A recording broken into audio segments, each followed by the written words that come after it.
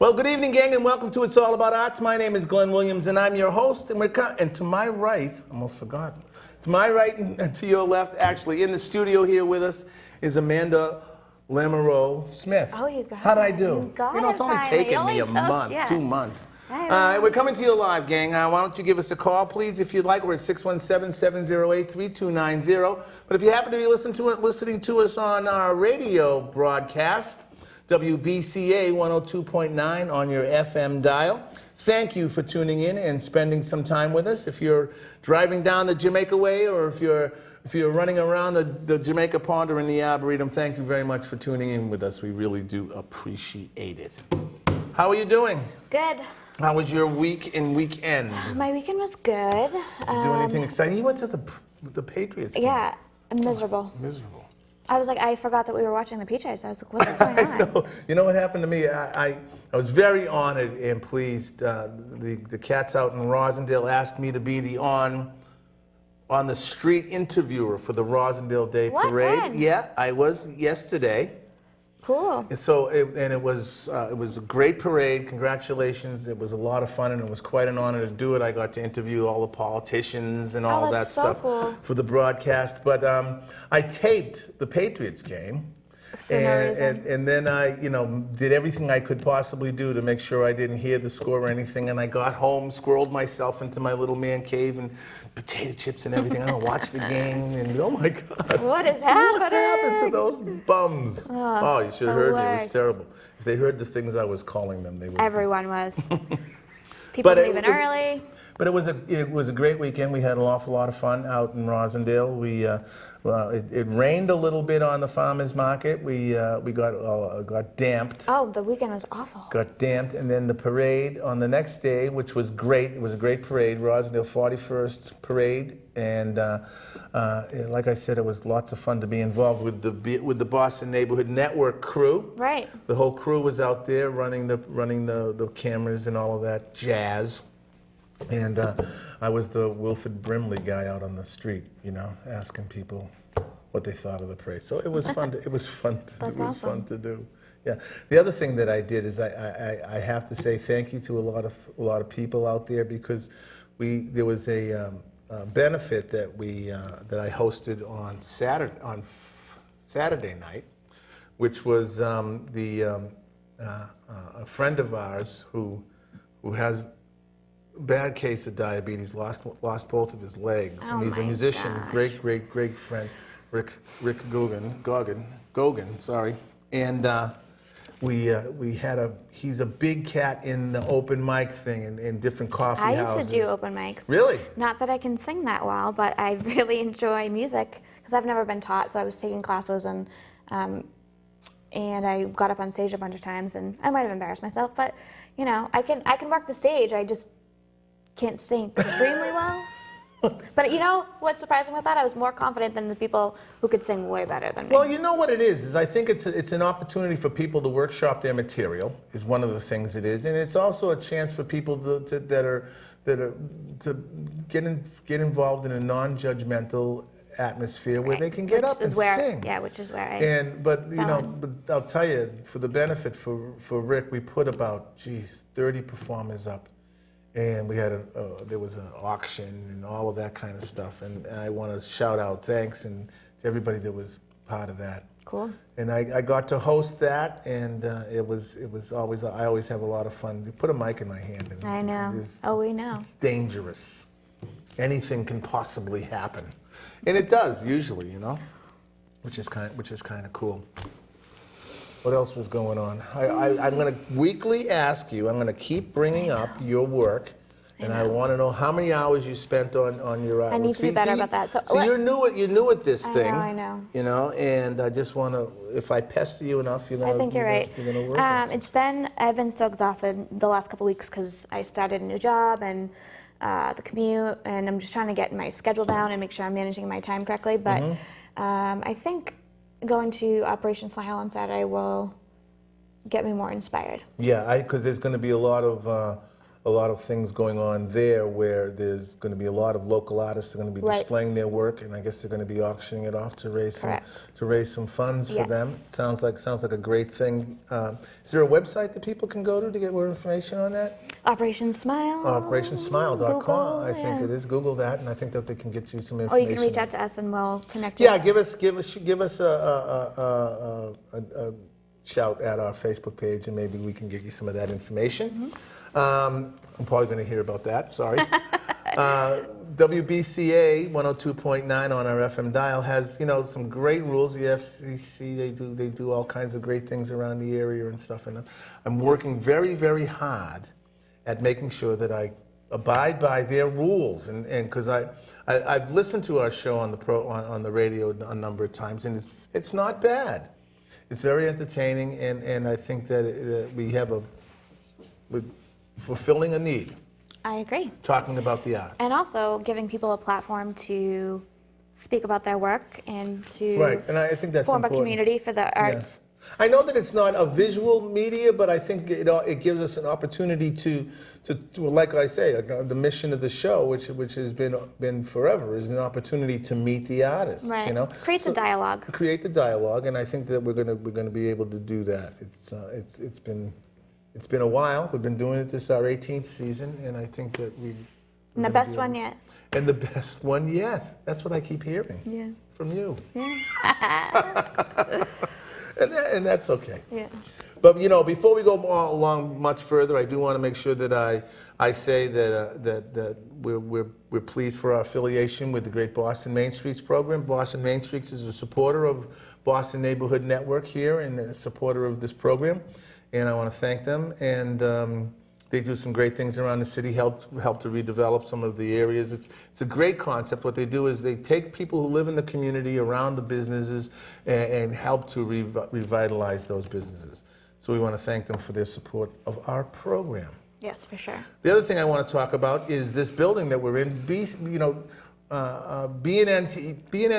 and WBCA 102.9 on your FM dial is community access.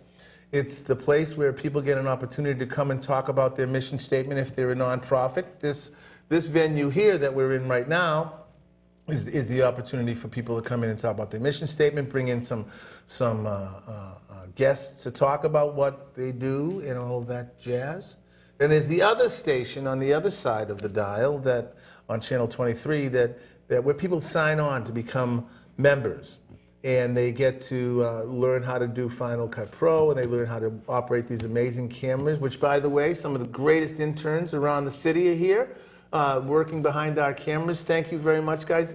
It's a classroom because Right. they're here learning how to use the equipment here, and they would rather have something go wrong on this show than on their final presentation at school, right? Am I right, guys? Is that? I guess that is the case. But it's a great opportunity for them, and I tell them all. I say, experiment, try, do something different, and see if you can see if you can invent something kind of sure. cool, For which sure. is neat. But if you go to here I go again. The way to get in touch with us, I'm going to give the website is www.bnntv.org. To get information about doing a program here on Channel 9 or doing a program on WBCA 102.9 on your FM dial, and or on Channel 23, which you'll be producing your own programming. It's pretty cool stuff. That's where you can sign out these great cameras and learn how to do some field work. I saw a different side of BNN yesterday when I did the parade because, I should say, or the other day when I did the parade because they had the truck. There's a big truck that they drive out. That's this studio in a truck. And they have a cat up on the roof with the camera. They got a guy running around in the streets with a camera and another camera on a platform. So it's a television studio outside to do this set. It's a movie set. And it was a lot of fun to do. I'm sure. I was very excited and pleased to get all of that kind of jazz in. Cool? Yeah. Okay, listen, do you have a motivational Weekly message? motivation. Weekly motivation. I gotcha. With Amanda. Amanda's weekly motivation. Perfect. No call to action here. That'd be great. Listen, we're going to take a quick break, And we'll be back in just a couple of minutes with Amanda, right? Correct. Listen, gang, you're watching BNN-TV's It's All About Arts. My name is Glenn Williams. This is Amanda. You're also listening to us on WBCA 102.9 on your FM dial. We'll be back in just a quick second. Here's a little musical interlude. We'll be right back.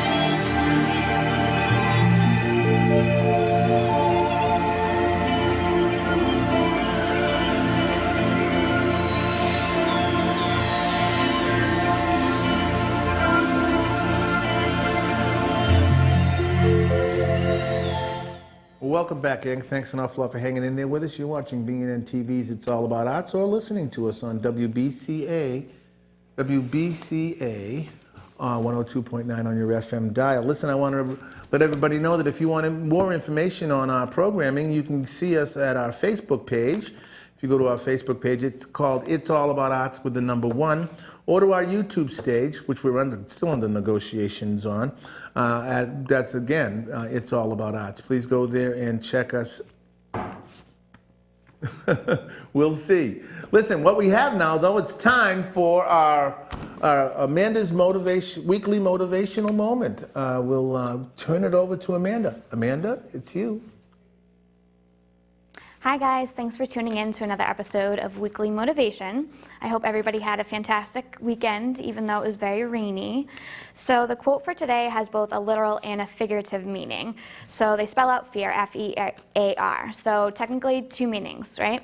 Forget everything and run, fear, or face everything and rise. The choice is yours. So it's so easy to run, right? Everyone wants to run from the problems, they don't want to accept them, but it's when you face them and you go through the work temporarily, you know, kind of crazy, and you don't want to do it, but once you do it, you rise above, and then you gain momentum, and then you solve more problems. So I would encourage you to fight the urge to run and focus on ways to improve and transform. And that's what I have for you today, and back to Glenn. Thank you, Amanda. That was great. Yes, get yourselves, ready for situations. Make sure that you know what's going on and don't fear. Don't run. Rise. That's great, great advice. I thank her for that.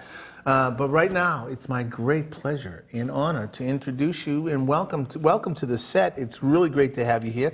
Sallie Strand. Hi, Sallie. Hey, Glenn. How Nice are to be here. you? I'm fantastic. Thank you very much for coming in and spending a little time with us here. Thank you for having me. The first question I like to ask our artists all the time is if you had to, if you were developing a website, you got some cat developing a website, and there's going to be a drop-down menu of the kind of artist you are, and you had to kind of categorize yourself, aside from being fantastic and awesome.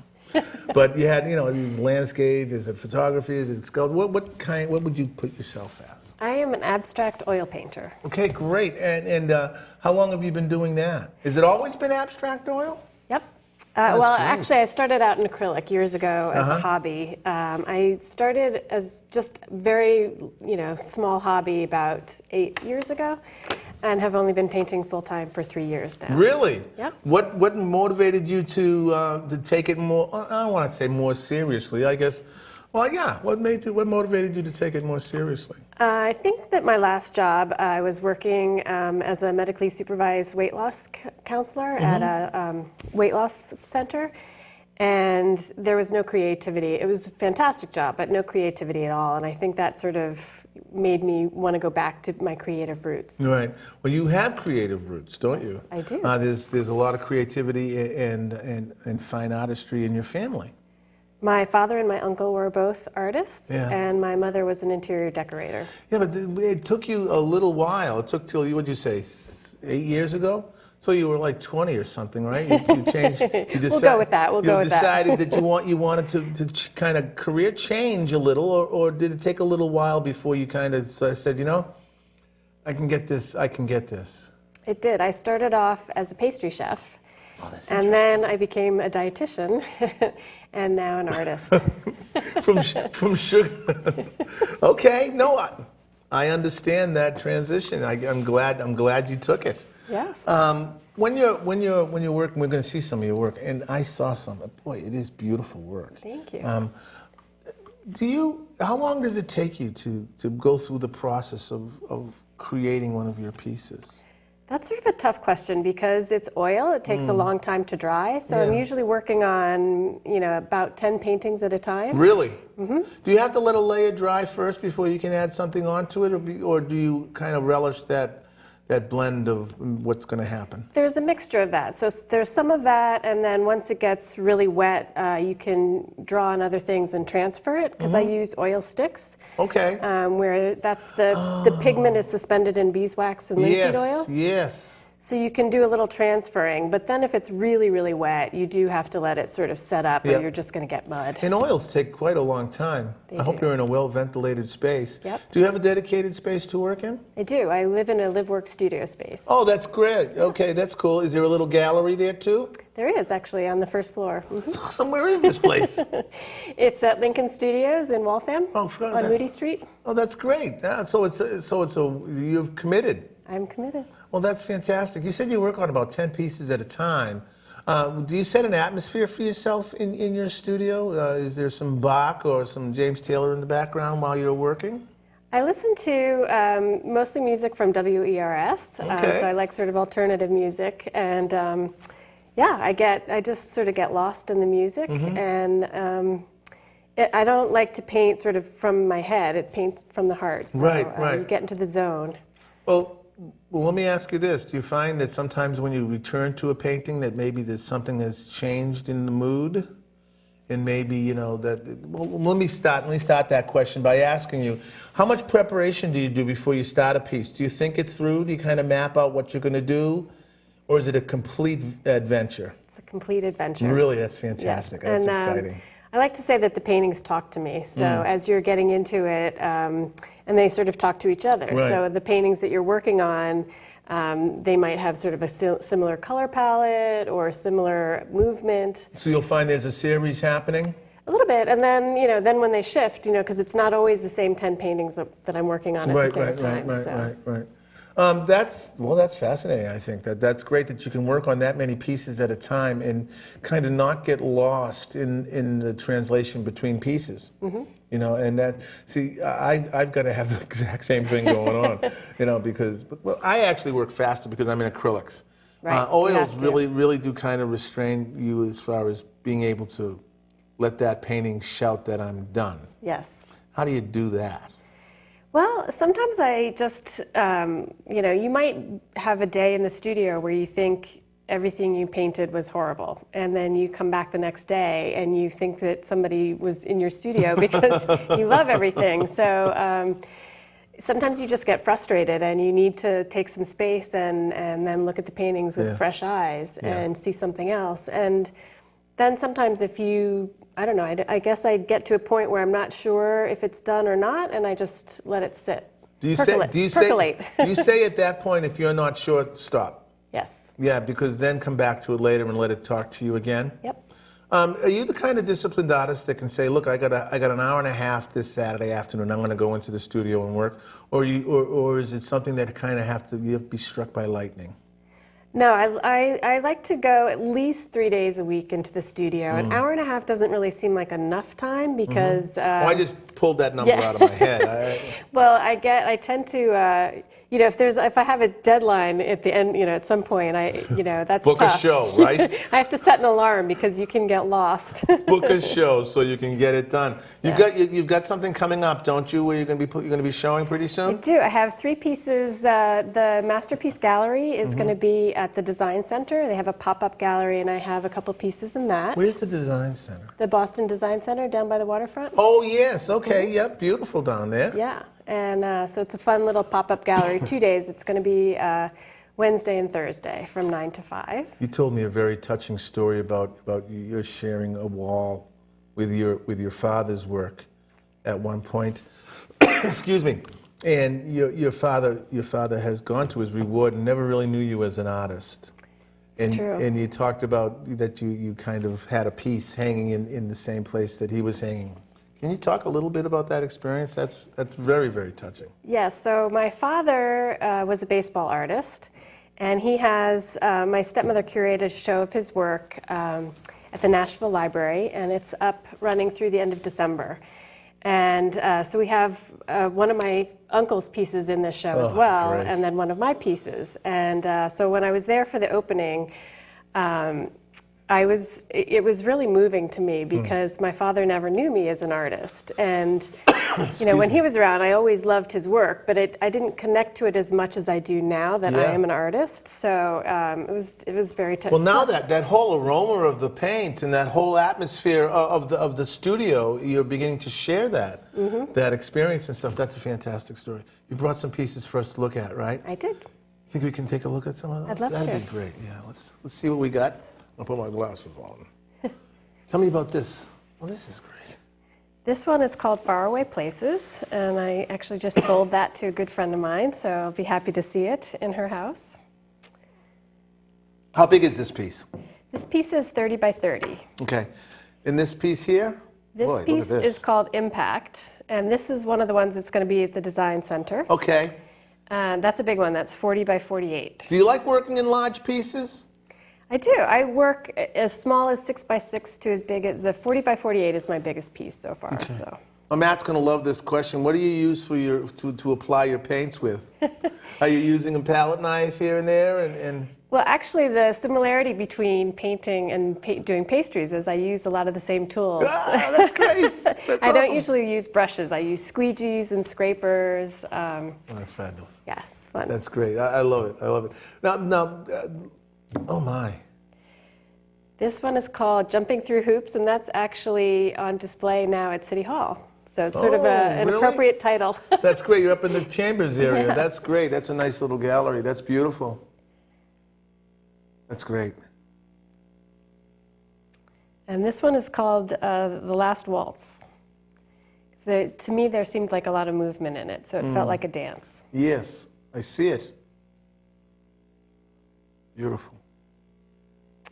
And this one is called Movements in Green, and that is on display at the Providence Art Center. And that actually just won honorary mention in the juried show there. Congratulations. Thank you. It's great news. Beautiful. I like that one a lot. Thank you. That's great. I noticed that there's some pieces have color, all of this color, and then there's other pieces that have more black, white, and grays. When you start out with that, are you noticing that in your 3 years is a short time as far as a career, that you're in a certain mood when you start that way? Usually, most of my paintings have a lot of color, and I think that sometimes there's just, it's a discipline to do just black and white with maybe a little accent color. To narrow down your choices is just sort of a different exercise. Being an abstract artist, sometimes it's a very emotional genre to go through sometimes, and it's sometimes it comes from the inside. You said earlier, it's from how you feel about some things. Is it therapeutic for you? It's very therapeutic. Yeah? Yeah. I mean, I can go from laughing to crying when I'm painting, Sure. and it's all good. Yeah. Do you ever get to the end of the piece and go, "What is wrong? What's going on with me today?" Does that happen? Oh yeah, Well, oh I'm yeah, sure it always. does. And yeah, sometimes you're completely frustrated, and then a painting just has to sort of go in the closet for a little while. That's come great. back That's later. great. And the fact that you don't put a limit or a time on when your pieces are going to be complete shows a discipline. That there's that whole, it ain't ready till it's ready. Right, and if you're really, sometimes I've been really frustrated, just paint white all over it. Start over. Start over. Get out the roller. But then it's fun because if you scrape away, what's underneath pops up. So it's So a mystery. a It's a canvas mystery. never dies, does Right. it? Nope. Well, I paint on wood panels actually. So, Okay. Yeah. Well, you can still scrape on those. Right. They were. They're easier to scrape on. There's a little more substance. You're not digging through or cutting. Right. Yeah, that's great. Sallie, I want to thank you so much for coming in. I really appreciate you My being pleasure. here today. Don't be a stranger. Okay, Yeah. you can call us anytime if you want to come on and book another. I'd love you. I will. I'd love next time you brought a piece in. Okay. So that we can, because these guys do a great job in there, and television is a great medium, but I'll tell you, to see something live in the studio would be great. I'll do it even better. I'll bring you some pastries too. Enough said, say no more. She's on next week. No, I'm only kidding. I'm only kidding. Sallie, thank you very much Thank for you so being much. here. It's No, my I really pleasure. do appreciate it. I really appreciate it. Our next guest is Matt McKee, and he's a photographer, but he's got a little piece that we're going to be looking at that is a behind-the-scenes type of look into some of the things that he's been doing. So listen, gang, you're watching BNN-TV's It's All About Arts and listening to us on WBCA 102.9 on your FM dial. We'll be back in just a very short moments, but you're going to enjoy this. We'll be back in just a couple.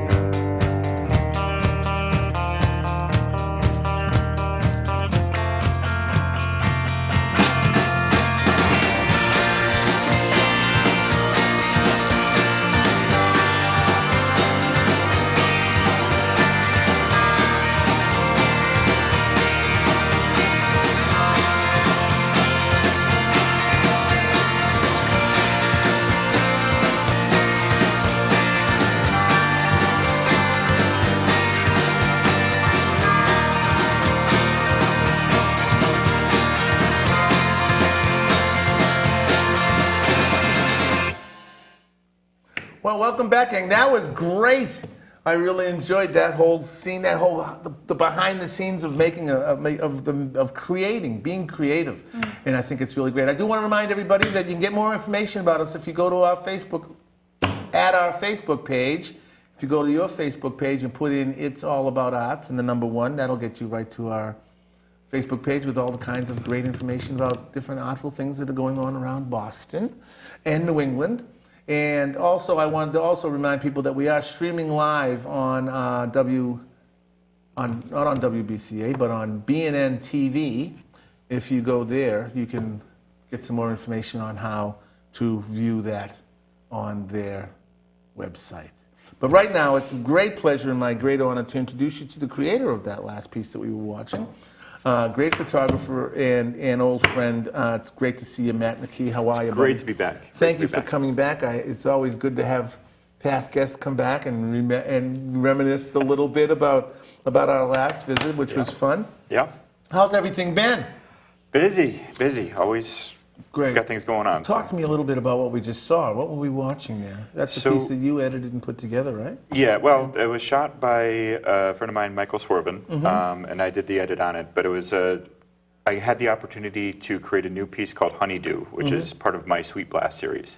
And so we found a farm that had bees on it, and they were very gracious and let us come in and basically wrangled the bees for us to create honeydew. I went around in a circle, sorry. Well, that's okay, no problem. It looks like it was a great process, It was and it looks like you guys had some fun doing it. Oh too. yeah, absolutely. Well, I had my son along as an assistant, so that that's was a lot of awesome. fun. That's That was a lot of fun. You know, I love when I hear that kind of stuff because sometimes our predecessors, they don't know what we've gone through, they don't know what we're doing and stuff, and it's always great to have them kind of sit in a little bit, say, Absolutely. That's And learn cool. stuff, right? And And see learn. what they like. Yep. That's cool. That's kind of cool to find out, right? Definitely. Now, you are a photographer. I am. And you've been working as a shutterbug for a long. Is it okay to call you a shutterbug? I'll take it. Yeah, I mean, I think it's endearing. You know, it's not. I've been called a lot I worse. could call you a lot more. Yeah. No, I'm only kidding. How long have you been at that? You've been. Professionally for 21 years. Okay. But Wow. I got handed a camera when I was 7 years old. Yep. It's the old Go play I mean, type thing, like. Polaroid. Yeah. And I learned very quickly that I could change people's minds with an image. That's great. And I couldn't lie worth the beans, but I could actually change their minds and help them to understand where I was coming from on something. Well, that's great. So it was good. Would you use the photography to kind of not as a as a photojournalist? No, I'm not really a photojournalist. Okay. I find I'd like to explore realities, make up realities to a certain extent. Make up realities? Well, That's kind of cool. I like that. Are you big into movies then that are fantasy? yeah. Now, how does that work into your photography? I mostly steal their lighting tricks and their framing tricks. Other than that, They're there for the using. Yeah, but my photography is all about telling stories, whether I'm doing something for a commissioned piece for a client or if it's something that's coming out of my own head that I want to. For example, with the Sweet Blast series, it's really about exploring my apprehension about the hand of man in the natural processes. Oh, cool. And, I like it. Yeah. Cool. That's kind of neat. Has it always been like that? Yeah. You've been kind of doing that? That's what your mission has been? That's really amazing. That's kind of cool. One of the things that we touched on before when we were kind of sitting around in the green room was that you kind of, because of your longevity in the art form, just as digital came in, you started. I shot film for probably 10 years before that. Yeah, so you have that analog experience and stuff, and I know that a lot of our younger viewers that are out there watching never really have gone through that whole thing or that experience. Which do you prefer? I have a lot of friends who really enjoy film and really miss film. Yeah. I miss the darkroom a little bit. Yeah. Did you do color or just black and white? Hated doing color. Yeah, it's a lot of process, isn't yeah. it? Yeah. But I got into photography when I was in art school because I needed a quicker way of realizing my concepts. Basically, I was lazy and I didn't want to wait, the 3 weeks it would take to throw a pot, or however long it would take to do an oil painting, that Yeah, would drive right. me up a wall. Yeah. I need that instant gratification, and photography really allowed me to do that. When digital came along, I was able to throw away the darkroom and get right into trying to achieve my vision. Yeah. What's really wild to me though is after doing this for so long, I've kind of come full circle. So I didn't want to spend 3 weeks working on a piece.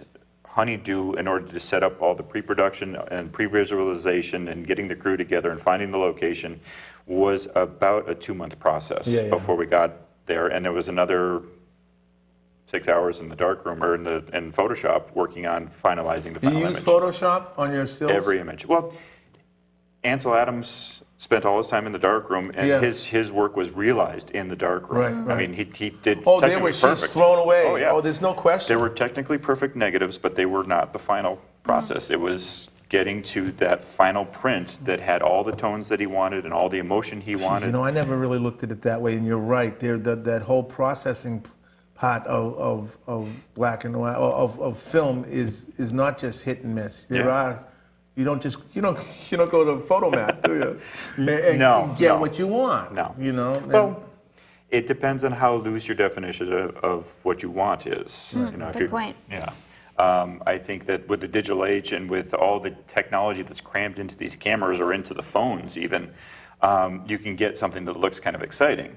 My problem with it is it what I chose? Is it what I wanted? Is it what I saw beforehand? Is it conveying the emotion, or is the computer doing all the decisions for me? I have a question for you. So it seems like your artwork forms from your vision. How often does your vision change? Do you have one set vision and artworks come to express that, or do you have a vision, you create something that expresses that to other people, and then you move on? Somebody said, and I can't remember, somebody famous said that no plan exists beyond reality. Once reality hits, it destroys the plan. You have to kind of improvise from there. I'm So you do misquoting it. So it's a venture. Oh, yeah, every time, every Yeah. time. So but it does start out with, I'm going down to those bees, Mm-hmm.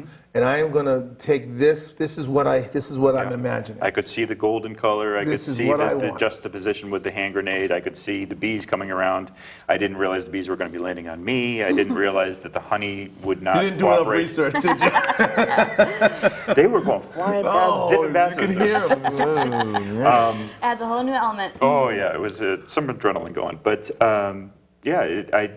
there has to be that creative element where you get to improv and you get to play with things. You have a plan, and then it's jazz after that to see what happens. Certainly, that's great. That's a great analogy. I mean, that once you get there, you go there with something in mind. Yeah. You know, and it builds from there. Yeah.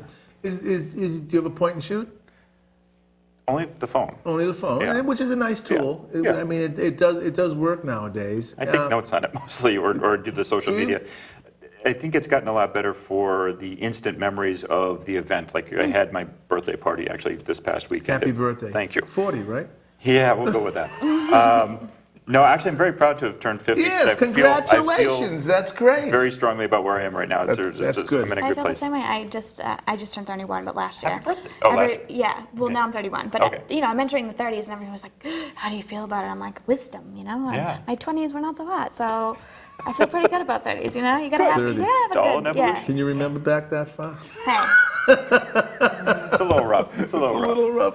But okay, yeah. So that whole using the phone, the camera in your phone to kind of get these little things that you need here and there. But you're right. Mainly you put your notes on it. But you are going to come across that fire escape with the ice coming down and the sun coming through it. There's a photographer whose name is escaping me right now, Chase somebody, who said that the best camera you can have is the one that's on you because of those moments. Yeah. But since my creativity doesn't necessarily stem from that, so I look at the fire escape and I see the light going through it, and I start thinking, oh, so what do we need to have on the fire escape? Maybe there should be a puppy up there. Okay. Let's get the puppy. And then if we have a puppy up But if there, you go and get the puppy, ooh, the sun's going to be gone. come back tomorrow. The sun's going to come out again. Okay. sun does come Good out. luck. And then you come back tomorrow and yeah. you take a note with the camera. Okay, this is where I was. This is when the sun Right, came right. there. This is what's going to be happening. Okay. It is New England, so yes, the weather is going to change. But then, okay, now I want the puppy, and I want the red balloon, and I want the girl with the pigtails. and for some reason there's a flying saucer behind her. I'm not sure why, but that makes it exciting. yeah. Yeah. So all of a sudden the not the story's things coming you were out there. saying, but I don't have what I need to get that shot right now, but I'm going to do it, and here's what I'm going to do to make Yeah. that happen. So strategy, just Yeah. a different. And come back with your rolly flex. The other challenge I have that it's my own philosophical challenge is that everybody has this camera. So I see a lot of shots on social media of the sunsets and all the things that I did in my 20s on film. And I'm looking at them going, okay, yeah, that's pretty. And then the colors are nice. It doesn't have a whole lot of meaning to me. And I've seen 10,000 of them today. So I want something more from my images. Yeah. I want them to say something more than just, okay, isn't this aren't pretty? the clouds pretty? Yes, yeah, yes, yeah. they are, but it doesn't move me. Right. Do you have a hard time going through other people's photography?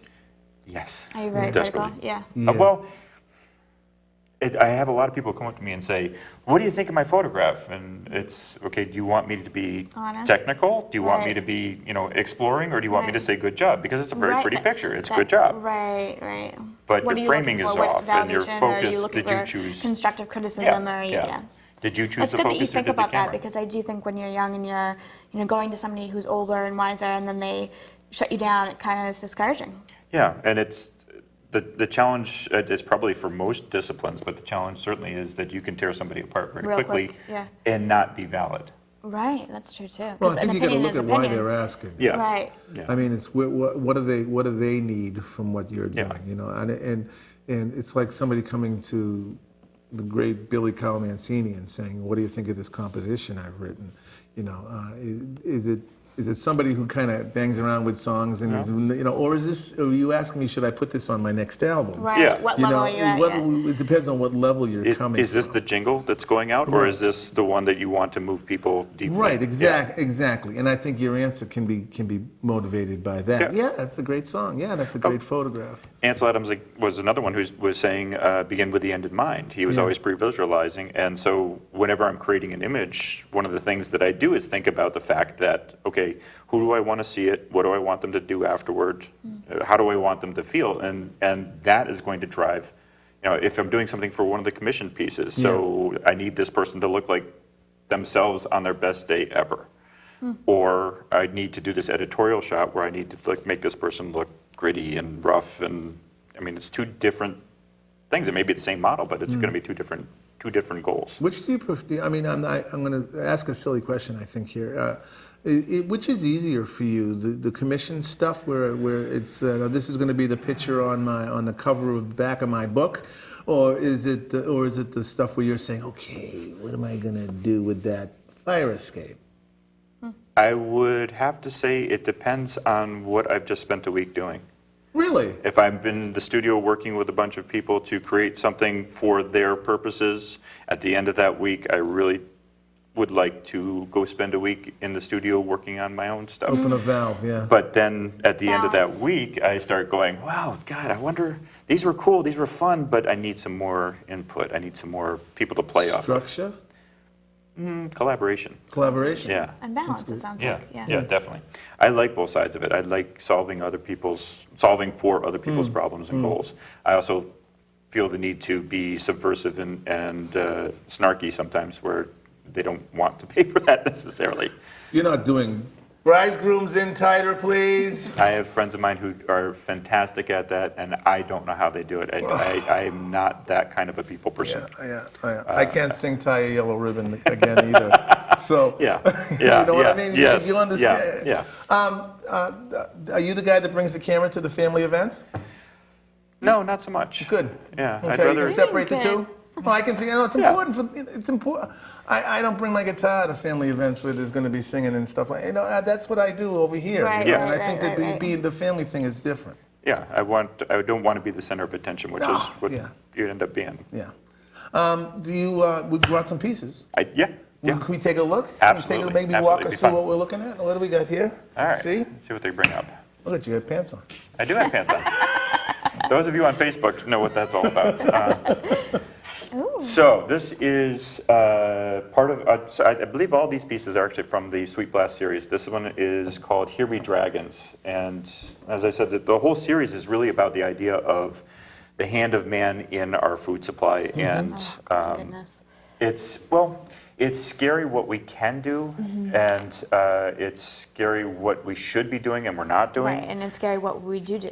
Yes, and at the same time, we have been manipulating food and manipulating what we eat since we stopped being hunter-gatherers. Right. So here be dragons is dragon fruit that actually came from the Asian area, Asian regions. Okay. This is lone pear. So each one of these pieces in this cool. series actually has kind of a pun in the title. So in this one, I was thinking about sort of the lone gunmen. So it's Yeah. What this is it's a pear with a bite taken out of it, with the top of a hand grenade, it looks like, right? Yep. Yeah, with a pull pin on it and a big bite. Yep. Did you bite that? Yes, I did. I see this. I see the this is a banana now with the same concept. So there is some food in nature, or some plants in nature that actually, to spread their seeds around, actually explode. Yeah. So an explosion may not be necessarily a bad thing. It's Right. certainly going to cause change, Right. Oh, absolutely. and that's what we're doing. This one is called boned, and it's a Very knee joint. cool. Yeah. Bread and circus. Guacamole. Oh, I love the pattern on that. Now, are these done in the studio? Yes. In a light box? No. No, I have Or you- tried to or light you're boxes a couple times. cropping the stuff and mounting it on something else? It's mounted actually on a rod. You can see in the honeydew video that you can see the rod coming Yeah, through the yeah. back of Okay, the piece. okay. But all of these were actually created with using reflectors and using a couple light sources, and this is high stakes. Well, now you're talking about some of my. I'm a brown and beige guy, eating potatoes. There you go. Okay. Yeah, so. And I love steak as well. This is honeydew. So But, this is the piece that yes. came out of what you were doing. That's Yep. great. Look at that. That's amazing, folks. What we're looking at is it's beautiful. It's beautiful. The coloring is amazing, like a and golden there yellow. are live bees around it. Yeah. Yes. In flight. That's great. So someone was asking me about the whole Photoshop aspect of this Yeah. whole thing, and the idea is to capture as much in camera as possible. Yep. But at the same time, I wanted to heighten each of these pieces color-wise and texture-wise to sort of that commercial perfection. Right. And I can that see way, that. it's another little kind of pun going on. And Very cool. Okay. What's your go-to piece of equipment? go in terms of cameras? Yeah. I have been a Nikon man Have you? ever since my father handed me one in 1983. Awesome. Yeah. But I mean, these days, it's incredible to me what all these cameras can do, and you probably would be hard pressed to pick up a really bad piece of glass, a lens on it. So, for someone who's starting out, I'd actually say it's not so much if it's a Nikon or a Canon or a Pentax or a Minolta. Or Minolta still around? I don't know. That's one of the problems is I don't Yeah. stay up on all these Yeah. things. I stick with the Nikon glass because this is what I'm If used you're to. happy, Yeah. I mean, that's what you're working with, you know? It also would become very expensive to change midstream. Yeah. But the other thing that's going on, though, is a lot of these, some of the interns I used to have interns that would come into the studio, and a lot of them would come in with these cameras that are fully automatic, and they're making all the decisions, color balance, focus, Yeah. exposure, and they're missing out on But there are major switches choices. to make the manual, right? I mean, are people still picking their f-stop and their ASA and all of that kind of jazz? The pros that I hang with, definitely. Definitely, Yeah. because there Yeah. is a definite choice Yeah. there. Oh, yeah.